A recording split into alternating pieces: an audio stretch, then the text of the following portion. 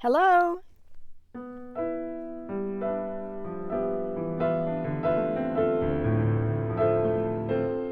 My name is Beth Green, otherwise known as Granny Raps or Rocks. No, it's Granny Rocks. Raps and Rocks. That's our, otherwise known as Granny Rocks. And this here guy. This here guy here is James Maynard, otherwise known as Sweet Baby James.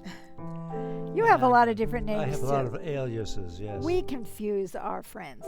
Anyway. So we're so happy that you could join us to our show, which is now called Granny Raps and Rocks, with her wit, uncommon sense, and music. That's right.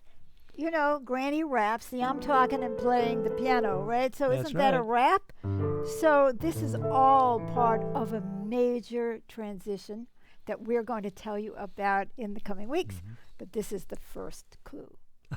But in the meantime, welcome to our show. And tonight, I am going to talk about the myth of the individual. Don't fall for it. But before and if you have we any get into comments to share, please share them. If you want to say hi, please say hello. I'm handling the chat, and I can pass it on to Beth, and she can talk directly to you. That's live right. in person. But you have to be live in person for me to answer you live in person. Otherwise, leave your comment and I will reply to you later. And we broadcast every... Wednesday evening, 6:30 p.m. Pacific. We do. And it looks like we're actually functioning. We have microphones working. We have equipment working. And so with no further ado... On with the show. On with the show. So let's see, James, if we are broadcasting. There it is. No. No. Not seeing anything yet. All right. Not yet. Well, we know we're here. So, this is a very important topic. The myth of the individual. And there it is. By the way, Tracy says hello and sends caring. God bless you, Tracy. Yes. Thank you. And Catalina says good evening and sends love and a star and clapping her hands. Thank yes. you. Thank you. So good to see you. Mm-hmm. So, what do I mean by the myth of the individual? Do I mean that we're all like cloned and we're no, I don't mean that. I mean the myth of the individual, which is the way we think about ourselves, at least in this society. I can't speak about everybody in the world, right? But I do know this society very well because I live here and I have for a lot of years. And I know myself very well. And I remember as a child that I had a very deep caring about the world. And I wanted things to be better. I wanted to alleviate human suffering. But what was my approach? It's like, what am I going to do? Right. In fact, as an individual. In fact, as a 9-year-old, I had the fantasy that I was going to be the first Jewish woman president of the U.S. And I haven't accomplished that at all. There has never even been a woman president. There hasn't been a Jewish president, so I didn't make it. But my point is that I was personally ambitious, even to help people. It was just part of my thinking that I was an individual and I needed to go out and do something as an individual. Now you're saying, well, what are you if you're not an individual? And I'm going to get into this in great depth, believe it or not. This is a very deep topic. But now I think of life in terms of collaboration. And that thinking of ourselves as individual is complete nonsense. Complete nonsense. We are not individuals. Whatever happened to rugged individualism? It never existed. It never will. Because we are not individuals. And I'm going to explain all of that in a minute. But before I do, I want to share with you this idea that collaboration is much better for everybody, including my little heart. And I just did not know it at the time when I was growing up. And, you know, I'm getting there, right? You know, it's kind of interesting that a lot of corporations have teams. And I've heard about them, but of course, I don't know how collaborative they really are. Are you sure that they're not competing with one another in the team? Or are the teams competing with one another? How collaborative is this?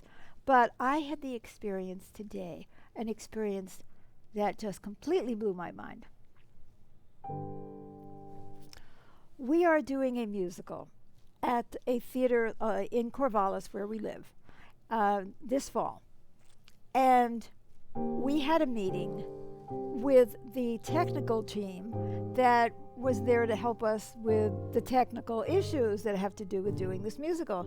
You know, it's a lot, you know, the set, the lighting, the music, how we're going to do it and all that. And we had the two delightful young women, just delightful, very supportive, very fun. And there was something that I was terribly worried about the music, because I wrote most of the music, and it was my responsibility to get this music done and sent it to them so that they could use the backing track. And I've been so worried because I didn't know technically how to fix certain of the problems that were there in the music. And I explained the problems and said, oh, we can do this. Oh, we can do this. Oh, we can do this. And we can do this. And all of a sudden I said, you can? You can do that. I don't have to do that. You mean there's something that I don't have to do? So my life has been about, if you want to get it done, do it yourself. If you want to get it done, do it yourself. If you want a good job, do it yourself. Do it yourself. Do it yourself. Well, I didn't have, a staff of thousands or even a staff of 2. I didn't have a staff of 1, actually, most of the time. So I just thought,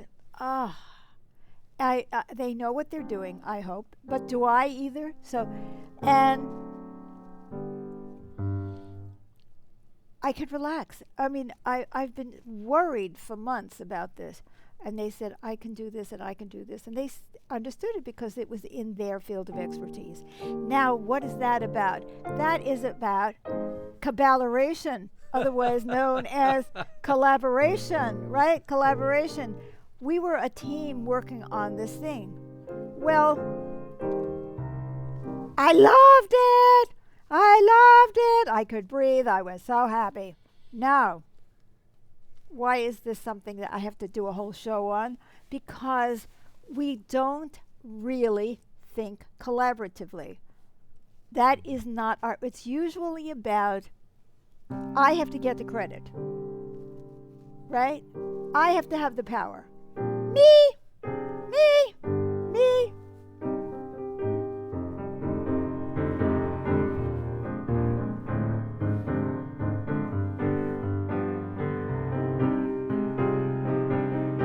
I'm driven. I got to do it. I've got to be famous. I have to be getting the credit. I have to be recognized. Yeah.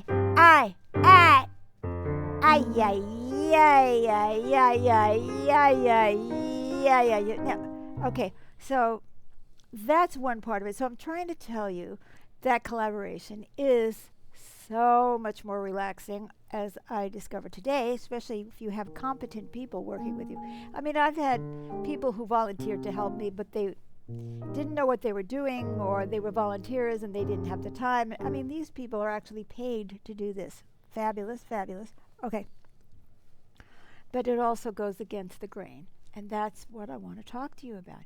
Because we were all trained to compete in our families, in our world, in our classroom. Mimi, I got the answer. Now, some children are trained to help other kids, and that's part of the culture, but most of us are not. I mean, we're even competing among us children. It's not just us children who are competing. See, a family should be a collaboration.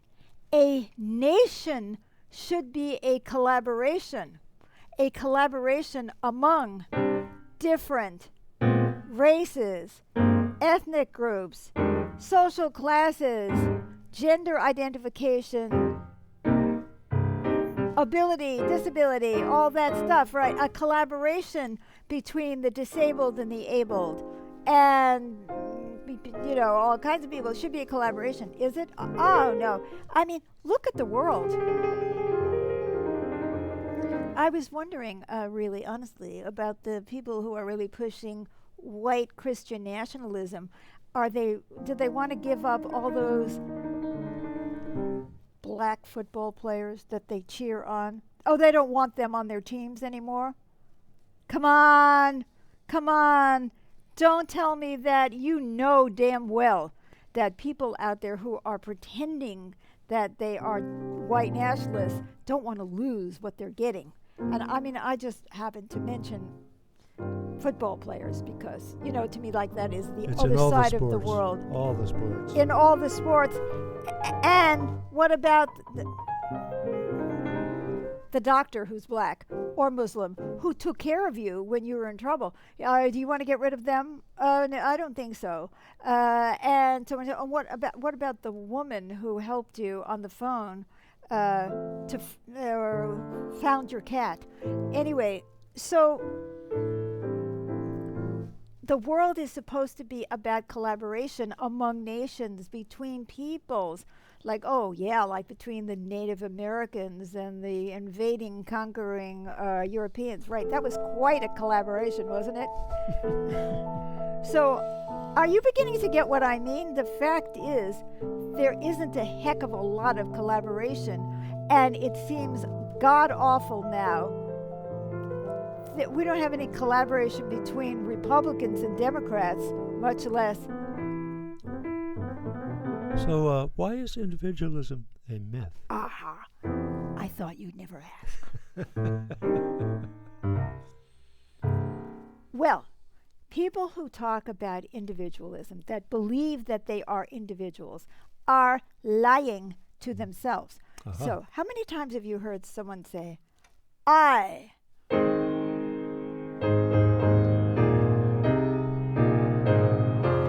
I'm a self-made man. Really? Oh, it looks like we have a... Oh, yes. Akil says good morning. And good morning to you, Akil. Very happy to see you. So, yeah, I am a self-made man. Okay. You diapered yourself. Ah. You diapered yourself, right? You fed yourself. When you were an infant, you came out of the womb and you said, I am an individual. And I don't need anything from anybody. I can do it all myself. So then, as an infant, not only did you diaper yourself, but you made the diapers. and you grew the cotton. Or whatever it is that diaper is made of in today's world. I don't know. They used to be cotton in my day, but God knows what they are now. And that crib you were in, you made it yourself. Before you were born, you went into the workshop and you created this crib. And your parents did nothing because you did it all yourself. I mean, I have heard so many people say, I'm a counselor, right? And I hear people talking. And I've heard people say, my parents did nothing for me. And I had to raise my sister, who was 2 years younger than I. So you can just imagine a 2-year-old going around taking care of an infant. I don't mean that you might not have helped, but come on. Did you really take care of your... See, there is this mindset that we have to keep proving something about ourselves, that we are individuals. Now, it goes deeper, deeper, deeper, deeper, deeper than that. I think that I own my own mind and I have my own thoughts. Oh yes, I think for myself. I am not the least bit influenced by the fact that I'm speaking a particular language that only has certain words and doesn't even have other words or other ways of thinking about it. But no, I'm not influenced by that because I'm totally independent in my thinking. It totally has nothing to do with my language, nor does it have to do with what I've learned in school and what people around me have said, what other people have thought. My thoughts are completely independent of everyone else's. I didn't get any ideas from reading books. Oh, the books that I must have written myself. And not only did I write the books, but I produced them in the workshop. And then I built the roads on which the truck move, which I also built, that brought that book to the library when there were libraries, or And you built the classroom I and the did, schoolhouse. I did, and I did it all myself because I am a self-made man, Or woman, person, scoundrel, idiot. I totally am. And none of these ideas about being an individual came from my society. Oh no.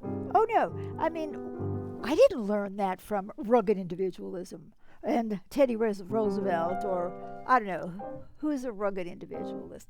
So I was not the least bit influenced by any of the images that I saw on television because I'm completely independent.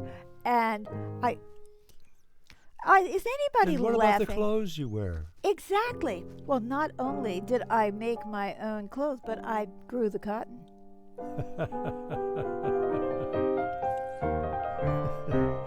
And designed them. And the food And you the eat. food that I ate. So,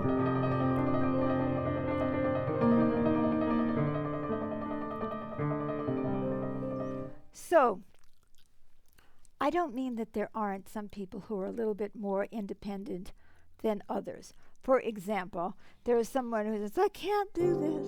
I can't do that. I can't do that. I can't do that. That would be me. I can't do this. Well, I really can't. But anyway, okay, so there are other people who say, yeah, I can do this. I can do this. Oh, let me add it, right? But they may not be able to do everything. Step aside, James. I'm going to fix the plumbing. And I even made the wrench this morning. I designed that wrench because I knew that we were going to need that, right? Oh, you installed all the plumbing of the house that you built. Right, right. 40 years before I was born. So anyway, are you getting my drift, or do you think this is stupid? I don't care if you think it's stupid. I know this is the way we think. We think that we're like hot shit, And so, or we try to pretend. So then if I started to try to be the handy person, it would be a true disaster. So what is the problem? Now, let's say you're a sick person, such as I am.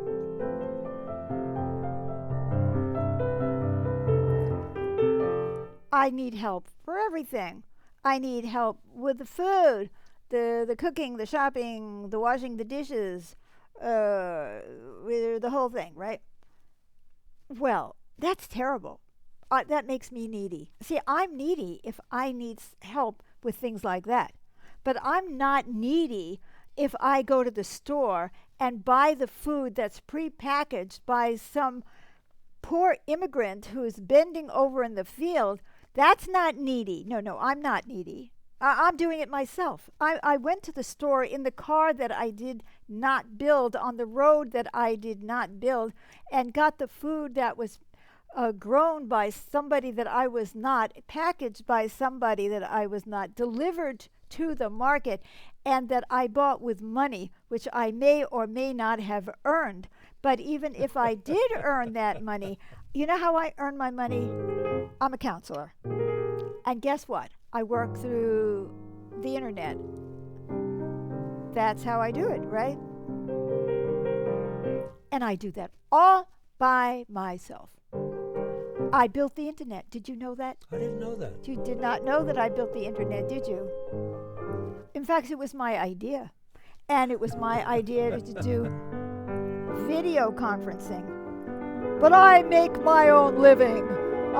So you see, there are certain things that we consider to be shameful and embarrassing, like, oh, I'm stumbling around in the dining room of the senior residence because I can't walk straight, right?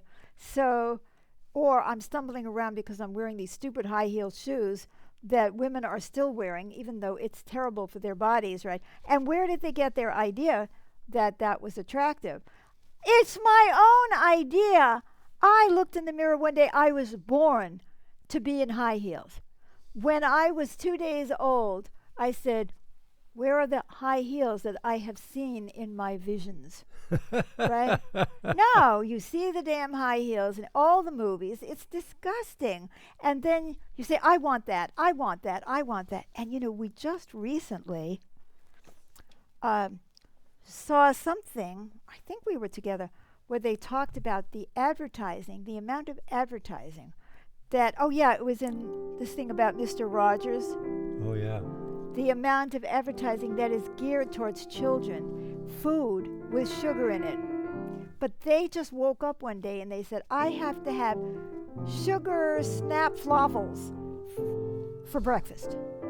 And it's my idea. No, I want it. I want it. It's my idea. I want that. I want it. Right. Had nothing to do with the fact that you've been indoctrinated. And here we have one more hello. Oh, yes. Blanquita says, hello, Beth and James. It sends a couple of hearts of love. Hola, Yeah. Blanquita. Hola. Muchas So, gracias. ¿qué tal? So there you go. Oh, the Spanish that I taught myself, right? There was no books. By the way, we all taught ourselves how to read, didn't we? Ah, No one ever helped us to learn how to read. the books that we made. The books that we made and the stories that we made up. So for good, for bad, for evil, we are not individuals. We are unbelievably impacted by the society. And in fact, when I was an infant, I had a vision of tops with skirts. Oh. Oh, yes. I knew it was my mother. That was the vision that I had of tops with skirts, right? And I had this vision that all men should wear pants, right? Mm-hmm. Because one more time, I saw that. And that was my idea of what men looked like. And then there's so much indoctrination. But are you getting what I mean? And then our ideas about other races, other religions, the opposite sex. If you're only in a binary universe where there's only two, but there's more than that, which is wonderful. And you know what they're noticing? The more people talk about transgender, the more it's coming out how many transgenders there are, right? Why? Because young people's consciousness is being impacted by the realization that there is a possibility that they may not be either just male or female, non-binary people, for example. So our society, it's constantly impacting our perception of reality and of who we are, and yet we cling to this idiot idea that we are individuals. Now, what is the problem with that? Is that it makes us stupid because we are not looking critically at the messages that we're getting that are forming us. We say, I believe this, I believe this, I believe this, I believe this, I believe this, I know this to be true. How do I know it? Well, I don't know how I know that. Because everybody in my town believes it, because everybody on television believes it, because my parents believe it. You know, you see kids sometimes in the grocery store, and they are like chips off the old block, right? The boy is talking like his father, the girl is talking like her mother, you know, that kind of thing, right? And you think, well, see, they're individuals. That to them, that's their expression. No, it isn't. No, it isn't. They don't even see it. You see it in families all the time, the similarities, or in the culture. Or why do I talk with my hands? You think I was born that way? I talk with my hands because all Jewish people, when I was growing up, talked with their hands. And that's what I saw, and that's what talking was. So we want to prove ourselves, right? I have to prove myself. And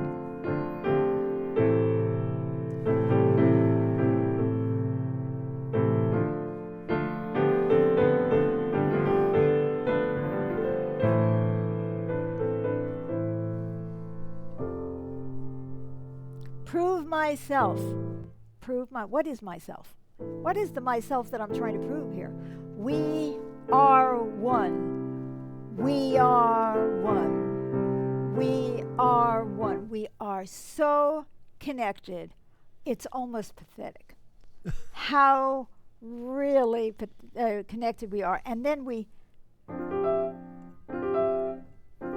choose sides.